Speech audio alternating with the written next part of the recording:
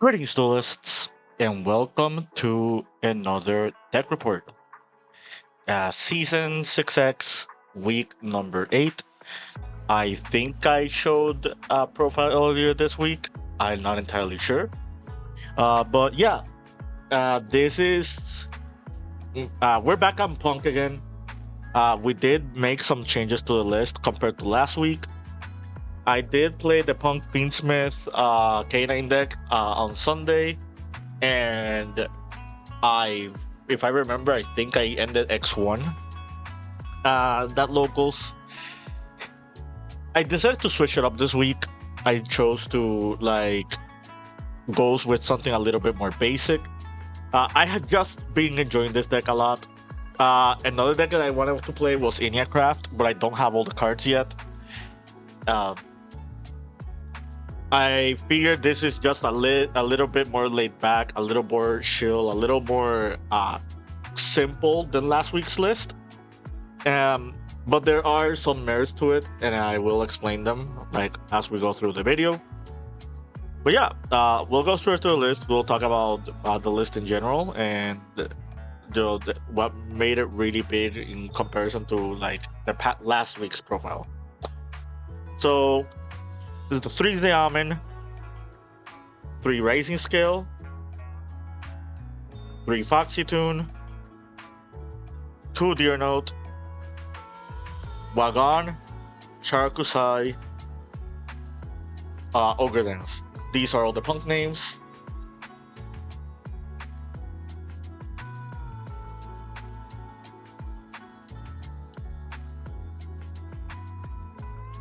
Two Noroi, 3 Joko,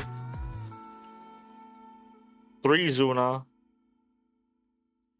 Lantern, Lupus.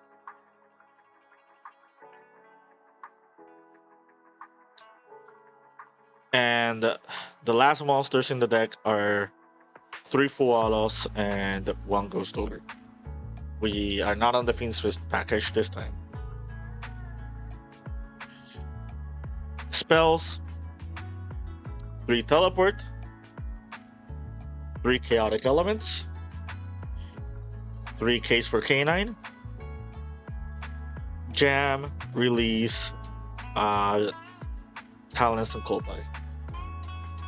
That is in the entire list. It is 41 cards. The last minute edition and the 41st card was the 3rd copy of Rising Scale. We'll talk about that a little bit.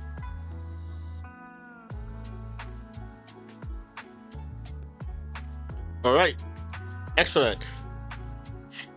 Since we're not on the Fiendsmith cards anymore, that is 7 spots out of the extra deck that were being occupied by the Fiendsmith cards. We'll show you the replacements. So we got Ripper, we got Nash Knight, Chaos Nash Knight, 104 and C104.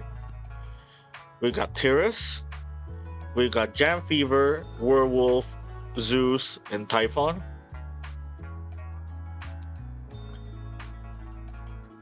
We're on Jam Dragon Drive, Amazing Dragon, Psychic and Punisher,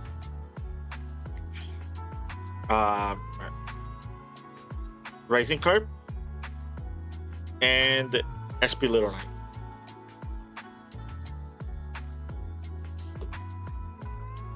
Side deck: 3 Nib, 3 Perulia, 3 Meows, 3 Ash, 2 Bell, and the last card in my side deck was the 1 copy of Hekahan Godos. This actually did perform today. I did drew this card twice, and both times this was amazing.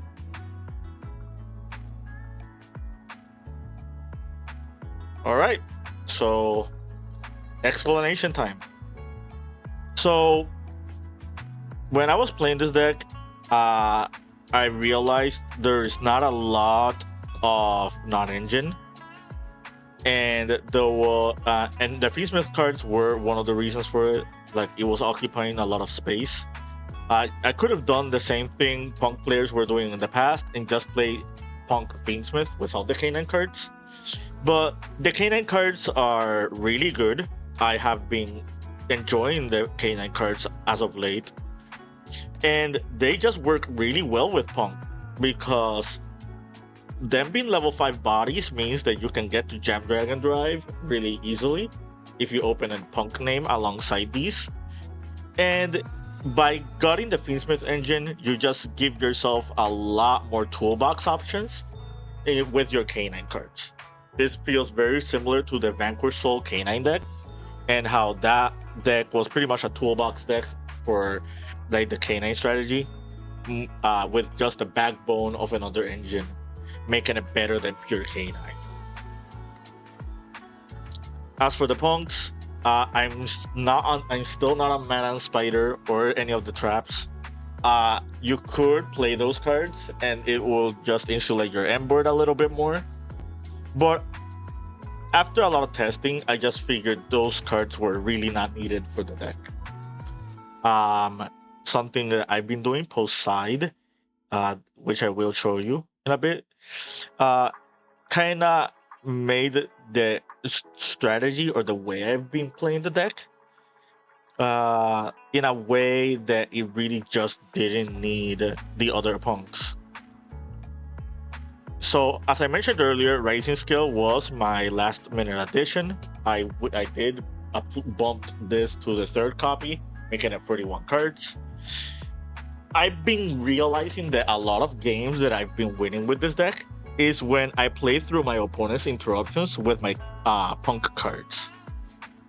Like, just one of these Punks resolving applies a lot of pressure.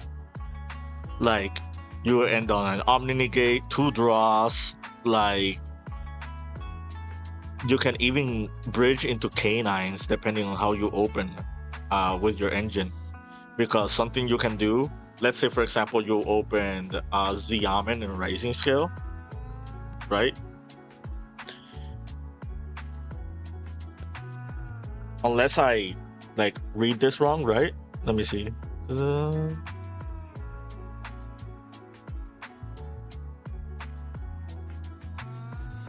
Exactly.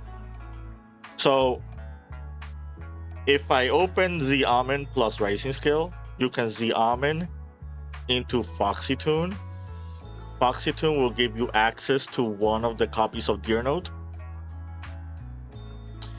And if you banish for Rising Scale, with Rising Scale, you can summon the 2nd copy of Deer Note. And you can just overlay these 2 Deer Notes into Ripper.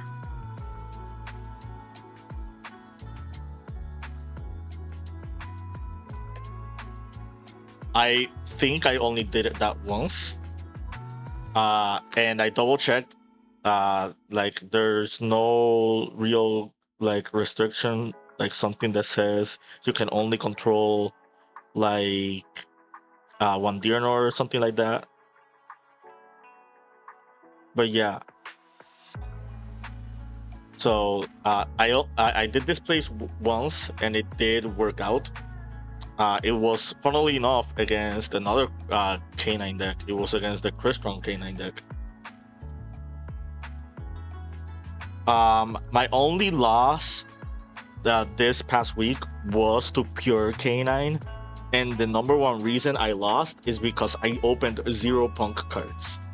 I had access to none of my Punk cards in games 1 and 2, and if we're playing toe-to-toe, 2 people playing like just K9s, my K9 opponent is going to have a bigger advantage than I am, because I'm not seeing my supplementary engine while they are seeing like their extra engine.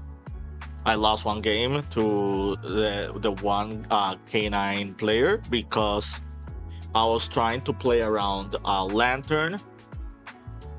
Like, I was trying to play around K9 Lantern, but since they are on the pure build, they were playing 2 Lanterns. So I couldn't play around the 2nd copy of Lantern that they had. and this was pretty much a blowout, like on their favor. I also lost one game, um, and I kind of do want to see it as a misplay, even though it is a little bit of hindsight. I looked at their hand with their Noroi last turn, and I saw that they had Case and Chaotic Elements, and I summoned Werewolf. They had one extra card in hand, the last card that we did not know about. They activated Case. I chained Werewolf to snipe the Chaotic Elements out of their hand. They drew into the second copy of Chaotic Elements, and after that, it was pretty much a stalemate because either I played into Izuna or I played into Joko, and they just won that match outright. Let me know in the comment below if there's something I could have done differently, because they did normal summon Joko for turn, and I disrupted their Joko with Nash Knight. So I disrupted their normal summon. I saw the two starter-ish cards in their hand. I did not trigger anything in my hand or graveyard yet, so I wasn't walking into Izuna. I did have an Ash Blossom in my hand, and I thought about Ash Blossoming like the Case, but that it didn't end up happening. But yeah, that was my only loss. I played against like I think 5 K9 decks in total, like in the past week. I played against two to three Draco Tails. I beat all of them. Like, this deck does not have a hard Draco Tail matchup. It's pretty much almost the same ideology as the Vanquish Soul one. What makes it actually even scarier for them is the fact that if we get to Psychic and Punisher, like there's so little they can do about it, and you can just like break apart their board easily that way. So yeah, I played against one Mitsurugi. Izuna just punished them really hard. I think I won that game by Lupus Typhon, because Typhon being in the extra deck is a really, really big game changer against Mitsurugi, because it does freeze Murakumo, which is a really big deal. Like, just freezing Murakumo as an option for your opponent makes it a lot easier for you to navigate through their boards. Something that I really liked about this variant of the deck is, except for that one game where I saw 0 Punk cards, I pretty much never bricked the entire two tournaments that I was playing this deck. Like, with all the starters that we got, including like Chaotic Elements, like you're always opening either a K9 or a Punk or a combination of both. Something that I've been doing, because if you notice the main deck, the only hand trap was Fualas. Post side, I'll just put in all 15 hand traps, including the 9 Charmies. Well, it really depends on the matchup, right? Because some matchups Meows are just not good against. But for those that are weak to Charmies, I just put in all 9 Charmies. I put in all 9 Charmies and I put in Nib. Like, between Nib, Godos, the Mo Charmies, Ash, Bell, and like there's a lot for you to do against your opponent.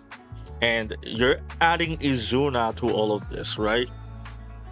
So if you do the math, this is 22 hand traps post side. Like 22 hand traps against whatever your opponent wants to do.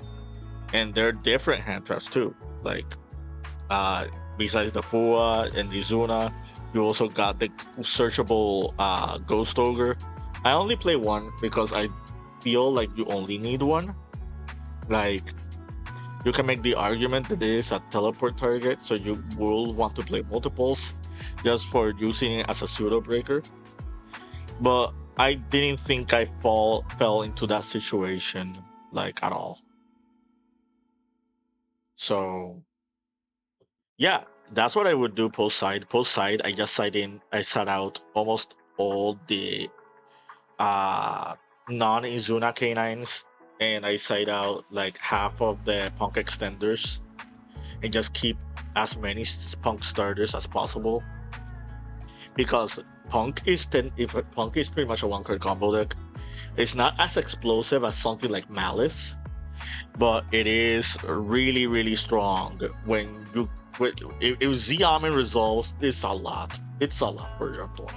Like, you're getting you're getting three draws, you're getting disruption, you're getting like double disruption. You can end on an monster negate as well. And yeah, like, imagine just opening this and just having your entire canines interactions as well. Rising scale is also an interruption in itself, funnily enough. This can book a monster with high enough attack. Sometimes we end our board on Charakusai, and the Charakusai makes it so you can synchro for the Amazing Dragon, which we are playing in this build of the deck. We were not playing this in the Fiendsmiths build. So yeah, I really liked the third rising skill. There was one game where I opened two of them, and opening two of them doesn't mean anything. You can just banish one for the other one, and just summon, and then just summon from the deck. And it's a lot of pressure for your opponent, like I said. Like, imagine just specialing this, summoning this, these into Rising Carp, and then Rising Carp into like Deer Note and Wagon, and then you go Wagon to add, and then you synchro these into Jam, and then you add with Jam to bring back with Deer Note, and like these two can just jump into Amazing Dragon or into Punisher, and you're doing that with just the special summon Rising skill. Like, this is what I mean by Punk being very aggressive, which is what makes it one of my favorite canine variants of the deck. I could have played Vanquish Soul, I could have played Crystron, but I just really like Punk. And the reason I was not playing this deck for the longest time is because nobody in my locals had Jam Fever. I had to order it. But yeah, for anybody that says that this is just a Genesis deck, this is not a Genesis deck. This deck actually does have a lot of legs post side, especially with the canine cards. So extra deck, let's talk about the stuff that I made and I did not make. I only made SP Little Knight once. Like, I hardly made it at all. I made Gen Dragon Drive almost every game. I made Rising Carp. Actually, funnily enough, I actually did make Rising Carp a couple of times compared to last week. I did overlay Carp for Fever once. I overlaid Jam for Fever like 2 to 3 times. And for those who don't know, if you detach Jam for Fever and your opponent tries to respond to your Fever, you can activate Jam Dragon Drive and bring it back from the graveyard. And this on a separate chain will get another search.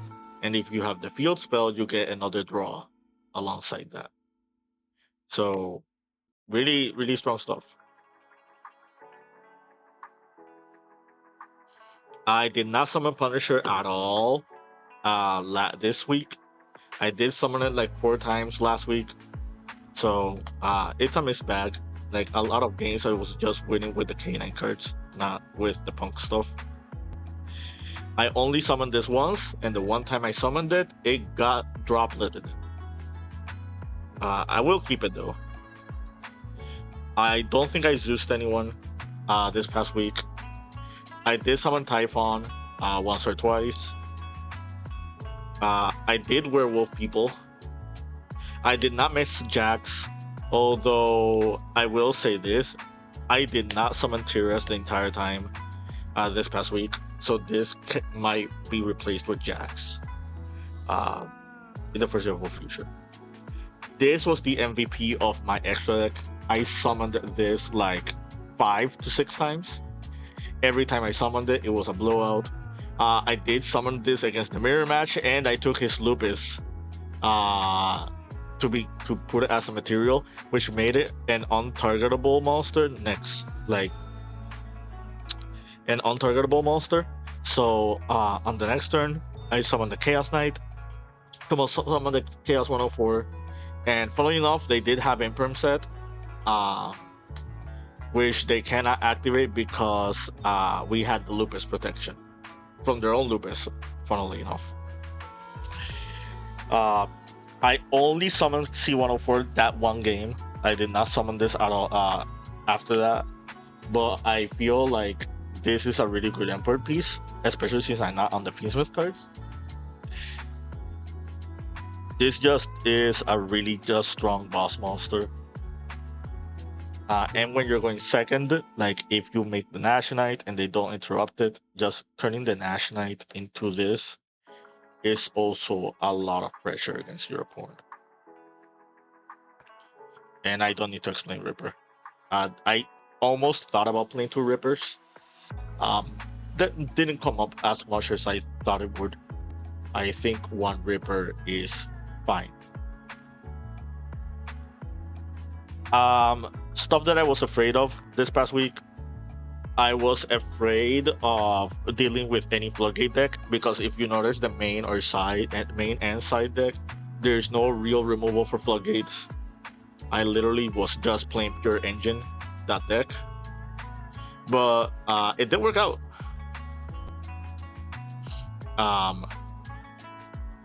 But yeah, that is my list. Nothing too fancy, nothing too special. I really do like it. I think in a very like second win calm part of the format where everything's already established and people are just playing either fun themes or they're testing for burst protocol. I don't think it's incorrect to like play something casual like this like for a while. Stay tuned. I will be profiling for burst protocol very soon. This is a format that you really absolutely have to be wary about when it starts on 2026. But until then, keep practicing and keep dueling.